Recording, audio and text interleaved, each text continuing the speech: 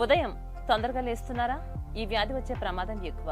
మీకు తెల్లవారుజామునే నిద్రలేచే అలవాటు ఉందా? అయితే మీరు ఇది పూర్తిగా చదవాల్సిందే. తెల్లవారుజామునే నిద్రలేచే వారిపై పరిశోధకులు పరిశోధన చేశారు.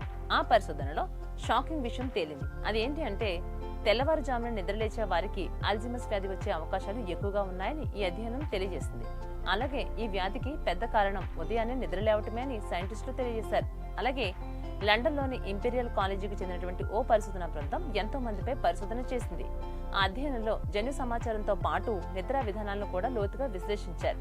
అప్పుడు ఉదయం వేళ తొందరగా నిద్రలేచే వారిలో అల్జీమస్ 2 రెట్లు జన్యు ప్రమాదం, అలాగే 11% ఎక్కువగా ఉందని తెలియజేశారు. కాగా ఉదయాన్నే నిద్ర లేవటం వల్ల మతిమరుపుకు కారణం అవుతారని అంటున్నారు. అలాగే అల్జీమస్ ప్రమాదంపై నిద్ర లక్షణాల ప్రభావం కనిపించలేదని పరిశోధకులు అన్నారు. కాగా ఈ వ్యాధి పురోగతిని నిద్ర ఆపగలదని సూచిస్తున్నారు. ఇక 5 లక్షల బ్రిటన్ ప్రజలు ఈ అల్జీమస్ వ్యాధితో బాధపడుతున్నారట.